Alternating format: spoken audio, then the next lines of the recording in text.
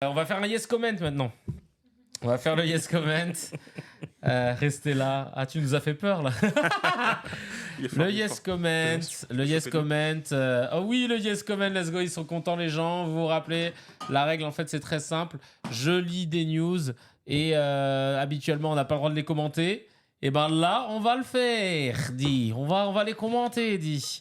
Et on les mettra sur YouTube dans les semaines qui viennent. Donc là, vous êtes des privilégiés pour celles et ceux qui sont en train d'écouter. Reste là, Hervé Renard style. Ah ouais, je la ref. Et donc là, ouais, voilà, pour les privilégiés qui sont en live sur Twitch, c'est parti pour le yes comment. Ça va barder, ça va chier des bulles. Ah bah là, on peut se lâcher. Hein. Là, il n'y a pas d'emoji, c'est... Alors attention, sur le yes comment, je préfère... Comment ? Je dis en plus... Ouais, tu les as bien chauffés. Alors sur le yes comment, le faux départ yes comment. Et oui, déjà, qu'est-ce que je voulais dire ? Sur le yes comment, là, ça va être des news qu'on n'a pas commentées durant toute l'année. Donc il y a des trucs parfois qui sont un peu yeuves, mais c'est pas grave. Genre la majorité des ascenseurs publics sont en panne à Paris. Bon, scandaleux. C'est toujours le cas. C'est toujours d'actu. Ouais. C'est toujours d'actu. Et ça, c'est pour Paris, mais tu fais l'Île-de-France, c'est la même chose. En fait, ouais, l'accès au PMR, comme on dit. De toute façon, c'est simple. Moi, une fois, j'ai commencé à être sensibilisé. Le jour où je me suis fait une entorse, c'est que j'avais une béquille. Et là, d'un coup, je me suis dit, oh là là, l'enfer, rien que ça. En fauteuil. Et maintenant, en fauteuil, t'es là et tout, tu te dis, il est où l'accès au truc ? Mais je suis sûr que, c'est pas, je suis sûr, c'est que c'est même une évidence. Ils doivent sortir à une station avant ou après, ou même là, hein, juste pour. Non, mais c'est abusé. Hardcore. C'est abusé. Je vais être claqué demain encore, mais je ne loupe pas le yes. Ah, merci beaucoup. Ou avec une poussette, mais oui, c'est vrai. J'ai vu des mamans warriors. Hein. Allez hop, après, elles sont aidées souvent. Franchement, faut dire la vérité. Franchement, mais c'est quand même, c'est galère. Ouais, c'est galère, c'est galère. Franchement. Les gens ils sont encore sur la surprise. Oh, vous régalez, la belle surprise. Et ils pensaient vraiment, c'est bien de faire des fausses fins. On va le faire de temps en temps. Y a quoi d'autre qu'on avait ? La consultation des médecins généralistes va passer à 30 €. Moi, j'ai discuté avec des médecins. Je comprends leur point de vue. Voilà. Alors, leur point de vue, c'est quoi ? C'est qu'il y a énormément de spécialistes que les gens payent assez souvent, des kinés, des ostéos, etc. Et dans leur tête, de lâcher 70 balles, c'est normal parce que c'est le prix d'un ostéo, machin. Et quand on leur dit, par contre, le médecin va coûter 30 €, quoi ? Vous êtes malade, machin et tout. Et ils se disent, en fait, nous, on fait des soins de ouf. Potentiellement, on vous sauve la life. Et genre, quand on vous dit qu'on va être payé plus, vous gueulez. Alors que quand faut lâcher des 70 balles pour un kiné, pour un ostéo, pour une voyante, ou pour je sais pas quoi, qui est une tireuse de cartes, là, ça vous semble plus logique, etc. Et donc, c'est pour ça qu'ils disent, en fait, nous, ça nous fait chier, quoi. Mais... Non, mais moi, je vais te dire un truc. Hein. Ouais. Non, on double. Allez, prenez 60 balles. Et non, payez rien. C'est la Sécu qui s'en charge. Il y a les sous, il y a ce qu'il faut, pas de souci. C'est vrai, putain. C'est ça le problème, parce que c'était comme ça au départ. C'est ça au départ, si on va voir le médecin. Salut, ça va ? Ouais. Ouais, et tout, je me sens un peu bizarre. Écoute, vas-y, dis-moi, on se connaît depuis longtemps, parce que ça aussi, le médecin traitant en général, c'est très important. Ouais. En réalité, il devrait être le pilier de la santé. Parce qu'il est lui ou elle le représentant de ce qu'on appelle la médecine de proximité. Et si on va même dans l'idée et dans la perspective chinoise, qui est 1000 fois plus intéressante, c'est en fait, tu me payes tant que tu es en bonne santé. Et si t'es malade, hors de question que je prenne quoi que ce soit. Ah, c'est stylé ça. C'est logique en plus. Mais c'est logique. Tu sais, je gagne quand t'es malade, il y a un problème quand même. Mais oui. Tu vois ? C'est oui, bien parce ça. que regarde, si je gagne parce que ça te fait plaisir, ça va en fait, on est dans une relation saine. Ouais. Tu vois, je t'ai fait plaisir, tu me donnes de l'argent. Donc j'ai un intérêt à ce que tu te sentes mieux. Ouais. Tu vois, mais là à l'inverse, le médecin, vous êtes malade, bon, ça fera 70 balles.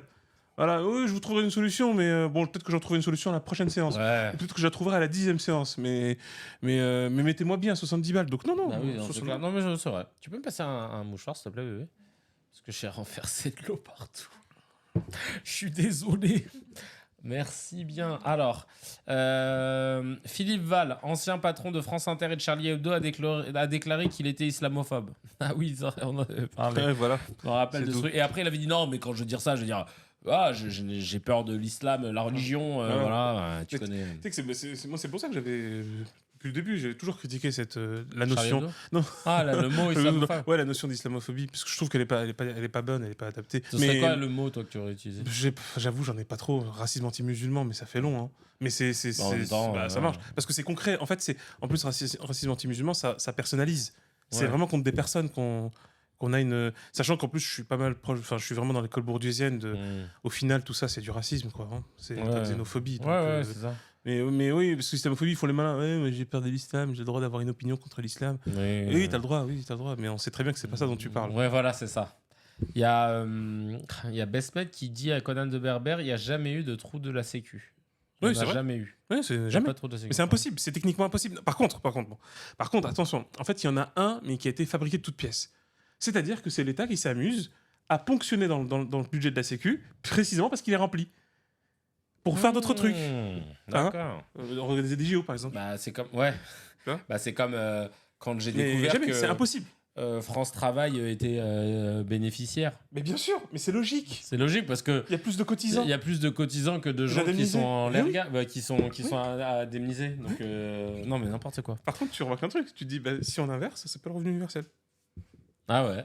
C'est tout, en fait. Tu vois, au final, on s'y retrouve. Hein. La thune, elle revient.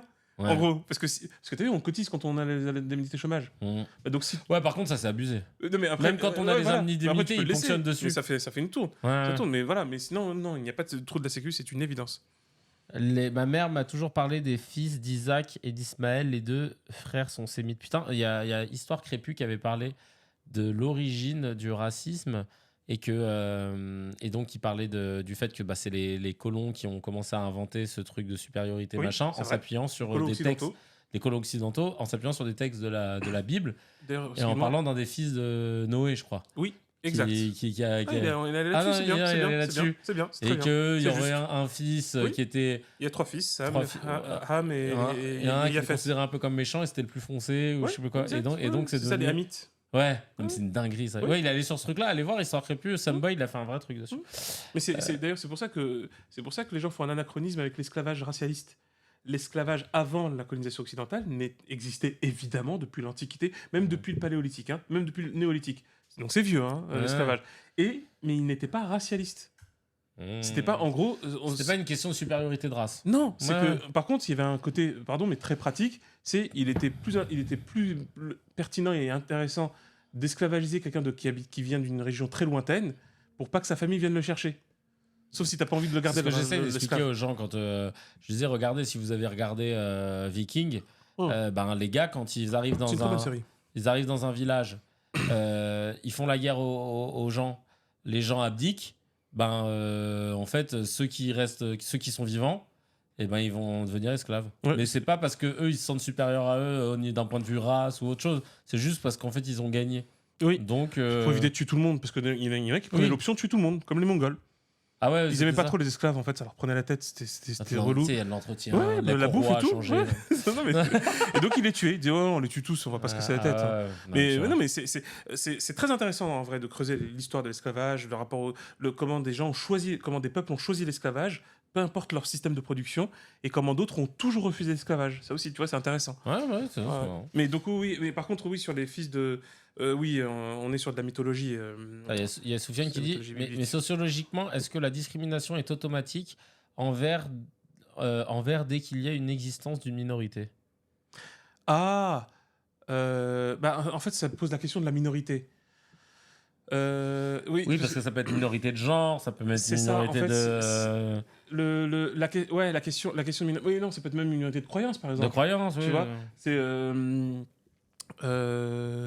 Oui, en gros, il y a... en fait, c'est ça. C'est pour ça que c'est là qu'on va davantage sur la notion de xénophobie. Donc la xénophobie, c'est quoi ? C'est xéno, c'est extérieur. Voilà, c'est ceux qui sont extérieurs. Exactement. Donc tu as vu, c'est souvent extérieur, pas forcément l'autre, mais ça devient l'autre, évidemment. Oui. Et donc l'autre, si à un moment donné, tu as une société qui va dans un sens et toi, tu vas dans l'autre sens, et que, on va dire, de fait, tu as un côté minoritaire qui fait que on a une discrimination pour... Oui, et d'ailleurs, ça remonte à Pythagore. Tu vois, Pythagore, c'était un réformateur religieux, hein. C'était pas juste un mathématicien. C'était pas juste un... Ah, okay. Non. D'ailleurs, le théorème de Pythagore et de Thalès, c'est Al-Biruni, en fait. Mais pour ça, c'est pas grave. Ouais, c'est parce que c'est plus commode de dire que c'est des que c'est des Grecs. Bon, c'est des Grecs plutôt turcs d'ailleurs, parce qu'ils viennent de Milet, mais bon. Et Milet, c'est en Anatolie. Mais bon, ça, c'est pas très important. Voilà, je le dis en passant. Et puis qui ressemblait plus à Nikos Aliagas que, tu vois, qu'à Brad Pitt. Et en fait, parce que tu sais, Brad Pitt, Hector, bref. Donc, le truc, c'est quoi? C'est que. On disait oui, sur le. C'était quoi? Oui, voilà. Je jouais les minorités. En fait, même Pythagore représentait une minorité religieuse, philosophique. Et puis, il a été effectivement rejeté et combattu. Ils ont essayé de tous les tuer, etc. Ils ont même dû s'échapper, etc. Donc oui, ça arrive souvent, ce truc de, quand on est une minorité, même Jésus, ça lui est arrivé, enfin tu vois, en gros, quand on est une minorité même d'idées, en gros, on a cette tendance à s'en méfier. Après, parce que souvent, il y a un pouvoir derrière. Mais spontanément, les gens ne sont pas comme ça. Mais encore une fois, c'est pour ça que si vous avez regardé la série Viking, qui est très bien, c'est une très bonne série, vous remarquerez des choses qui peuvent sembler très incohérentes, mais en réalité, sont beaucoup plus en prise avec l'histoire. Même si il y a des débats, parce que il faut savoir qu'environ 70 à 80% des récits historiques sur les Vikings ne sont malheureusement pas de sources vikings. Ce sont des sources chrétiennes. Alors certains ont dit, oui, mais les Vikings sont devenus chrétiens. Ouais, ils le sont devenus dans de drôles de circonstances. Et ils avaient vraiment le seum, les chrétiens, contre les Vikings. Et les Vikings étaient vraiment un peuple libre qui avait une belle vision, une vision très intéressante des choses. Et donc voilà, on les a montrés. En fait, il dit qu'il s'est trompé, en fait. C'est genre tout ça pour ça.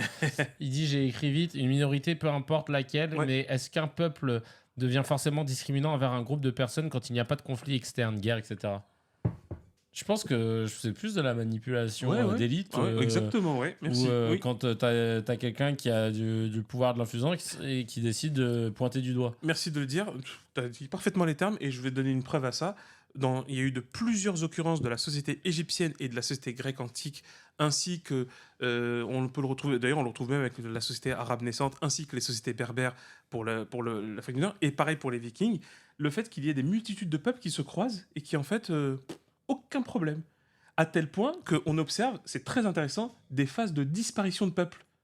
Parce qu'ils se mélangent. Exactement. Donc tu sais, même la langue et tout, les gars, ils s'adaptent en fait. Et ça, d'ailleurs, il y a un truc qui est super intéressant, ça me passionne. C'est le fait que les gens parlaient des langues transfuges, des langues mélangées. Ça, c'est trop marrant. Enfin, voilà. Ok, d'accord. Donc c'est une très bonne question. Bravo, merci Soufiane. Soufiane de l'Elysée, on l'embrasse. C'était son surnom à l'époque quand je faisais des lives sur Insta, c'est le sang, Soufiane. La série animée Vinland Saga est une façon intéressante d'aborder la culture viking. Allez, on va passer à un autre. Bonne nuit à ceux qui vont partir. On continue avec les oiseaux de nuit. Près de 100 journalistes ont été tués en 2023, dont les 3/4 dans des attaques israéliennes sur Gaza. Les 3/4 par l'armée la plus morale du monde. On le rappelle, parce que c'est un titre qu'on décerne à Tsahal, l'armée israélienne, dans une cérémonie auquel personne n'est invité et on ne connaît pas les autres participants. Pas les gens. Je te jure, mais vraiment. Mais eux, ils l'ont tous les ans. C'est tranquille. Tu vas sur la page Wikipédia de l'armée la plus morale du monde. Ils gagnent tous les ans depuis. Seul titulaire, seul lauréat, seul votant, seul suffrage. Tu sais, quand t'as le César d'honneur pour ta carrière, eux, c'est ça, mais tous les ans. Voilà. Et le César d'honneur, c'est ceux qui se le remettent. Ouais, c'est ceux qui se le remettent.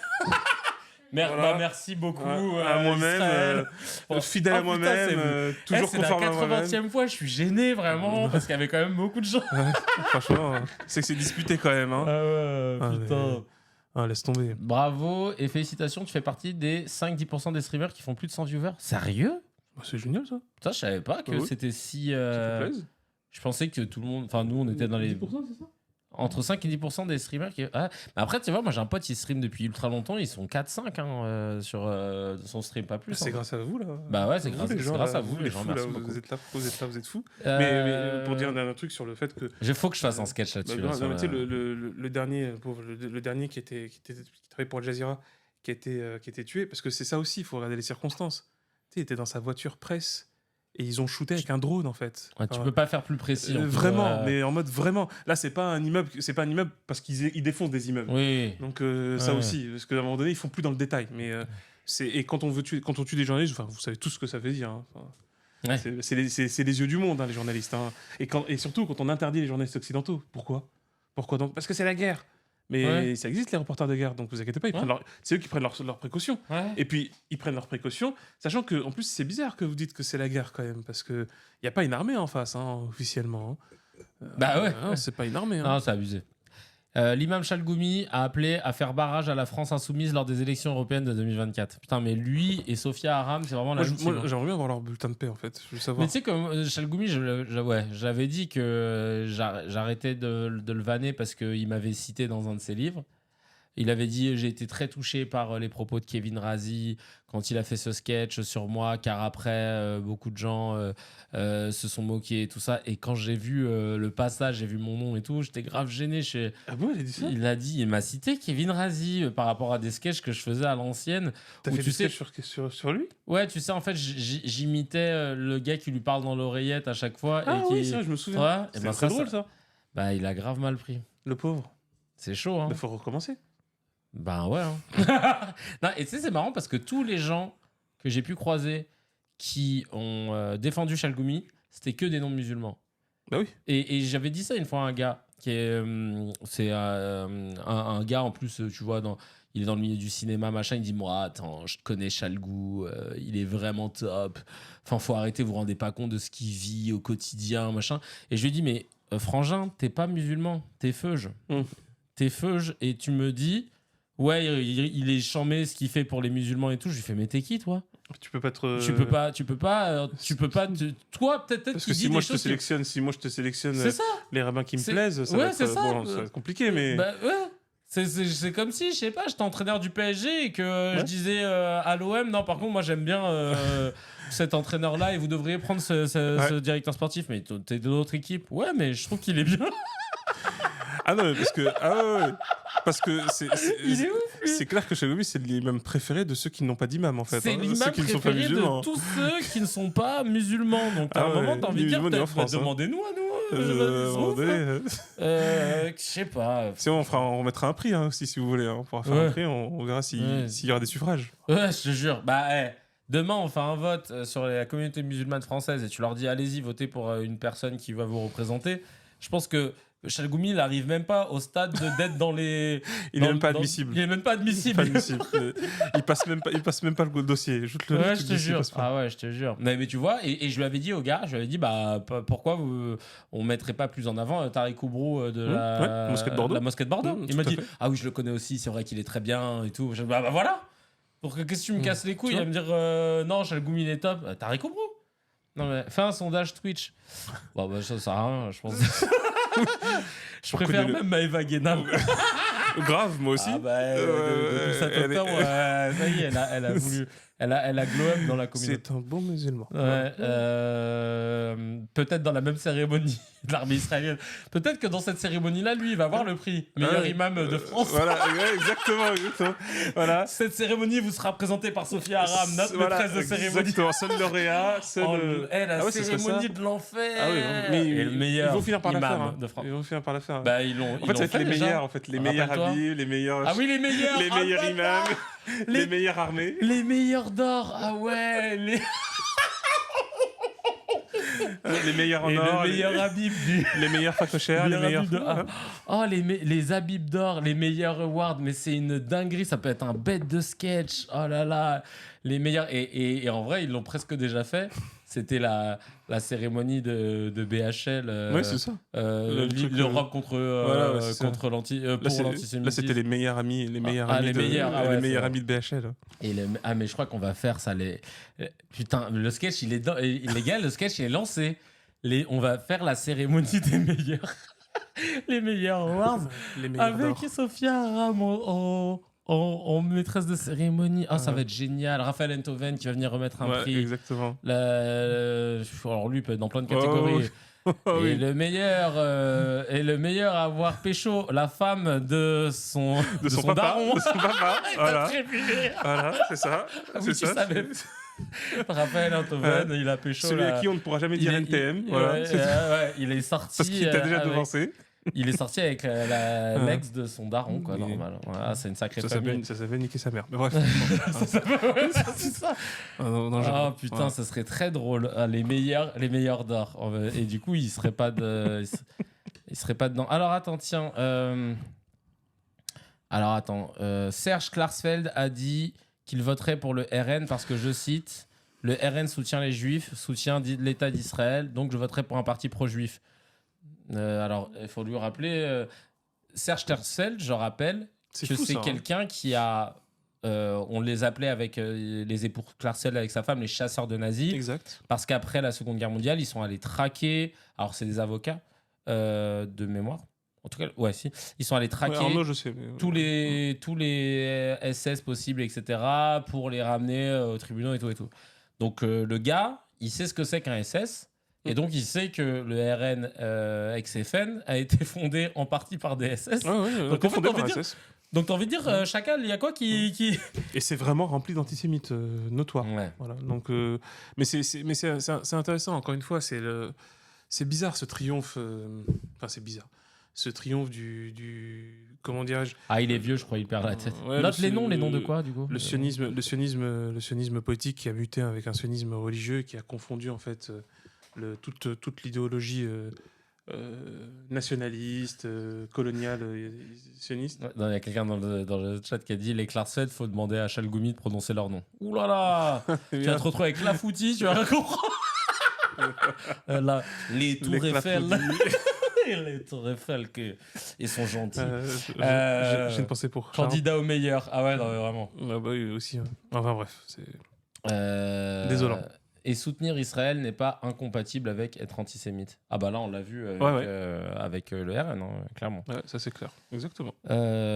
Putain, mais instinctivement, j'allais lire que les yes comments autour d'Israël, donc je vais peut-être me calmer. Une femme enceinte de 4 mois qui avait rendez-vous pour un contrôle de routine dans un hôpital à Prague a subi un avortement par erreur. Ah ouais, ça c'est chaud. Non, ça c'est vraiment chaud ça. Bah, la vérité c'est que là je l'ai mis en yes comment, mais qu'est-ce que tu veux que je rajoute de plus? C'est déjà en vrai, là c'est déjà. Ah ouais, non. Mais ouais. Un avortement par erreur. Mais... soyez concentrés les mecs un peu. Focus un peu. Par erreur, t'imagines le délire? C'est pas bien.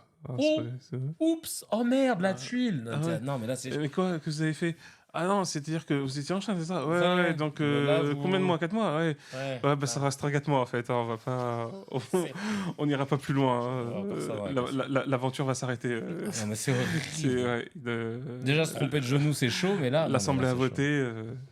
Ouais, non, c'est grave. Ouais. On passe du rire aux larmes. Ouais, il y a des trucs de ouf. Pour obtenir la nationalité allemande, il faudra désormais reconnaître l'État d'Israël et répondre à des questions sur l'antisémitisme. Ça, toujours du bon côté de l'histoire, l'Allemagne. Hein. L'Allemagne, c'est les meilleurs. C'est un sans faute. Hein. C'est les meilleurs. C'est les meilleurs. C'est les meilleurs. Les meilleurs d'or, ça bouge. Ouais, grave. Alors eux, c'est les meilleurs. Ce sera le meilleur de. Mais meilleur... c'est des bénévoles, c'est grave.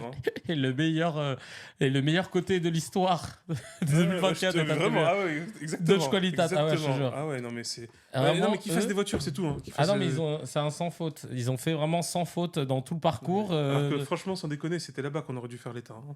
Bah oui. Non, c'était là-bas. Hein. Ah oui. Tu fais la moitié, hein, tu prends la moitié de l'Allemagne, c'est plus qu'Israël, hein, c'est beaucoup plus grand. Hein. Bah bien sûr. La moitié de l'Allemagne, donc c'est bon, ils auraient été contents. Hein. Et enfin, il y en a quoi non, ça, ah ouais, putain, ça c'était flippant. Pendant toute la durée des JO, les sorties des patients hospitalisés en psychiatrie seront restreintes autant que possible, même en cas d'avis contraire du médecin.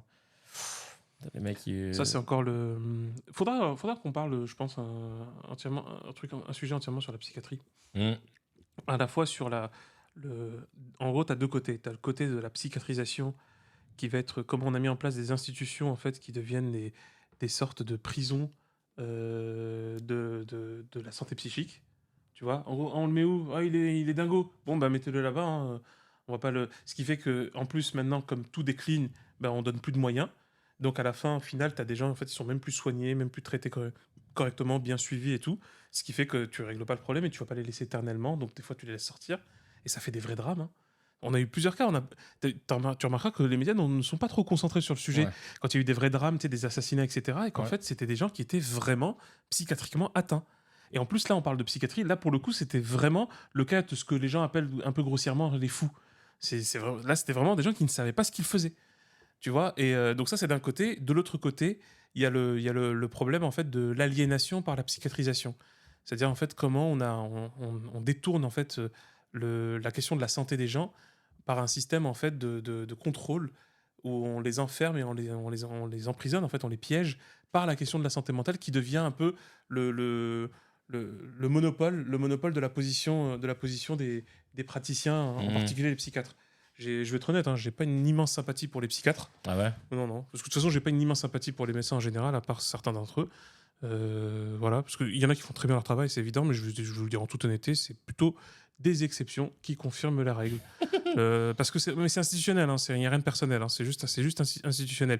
Il faut savoir que l'exercice de la médecine en France est avant tout d'abord d'origine de noble, aristocratique. Ouais, tu sais qu'en fait, il fallait être un noble et un bon catholique pour être médecin.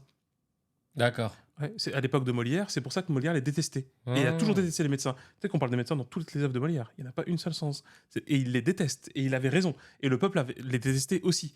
Et en gros, en plus, il ne devait pas te toucher et tout, machin. C'est ça. Et ça, c'est voilà. Le roi, lui, c'est pour ça qu'il faisait appel à des médecins arabes. Tout à fait. Ouais, parce qu'il y a des gens qui ont douté de ça, mais en fait, c'est simple. Il y a un arrêté en fait de la faculté de Paris et de la faculté de théologie qui demande en fait. C'est Le Goff, très très bon médiéviste qui est mort il n'y a pas longtemps. Mais donc tu vois, et ce truc aristocratique qui fait que le médecin, tu vois, le professeur Bouvier-le-Duc. Ouais. C'est ça. Mais non, ça a l'air d'être une caricature, mais c'est vraiment ça en fait. Ouais. Et que il y a des gens qui sont pleins de bonnes intentions quand ils vont être médecins et tout, et j'en connais plein même. En fait, j'ai vraiment beaucoup d'amis médecins. Mais justement, les connaissant très bien, et moi connaissant très bien cette profession, je sais que ceux qui sont bons, ils sont pas nombreux en réalité, proportionnellement à ce que ça produit. Je comprends. Voilà. Et la psychiatrie, c'est une catastrophe. Parce qu'en plus, c'est pas des gens qui ont une compétence de fou en psychologie en fait. Donc ils vont se défendre de nous parce qu'ils se la racontent beaucoup. Ouais. Sur CNews, Éric Zemmour a déclaré: nous subissons aujourd'hui un antisémitisme venu de la culture arabo-musulmane qui est instruit dans le Coran et dans la culture arabo-musulmane depuis 1000 ans. Bah voyons. Dans le monde arabe, on appelle souvent les juifs fils de chiens. Ah bah merde. Non mais je le sais. Ah bah il sait, hein. C'est fou ça. Il a fait un micro-trottoir.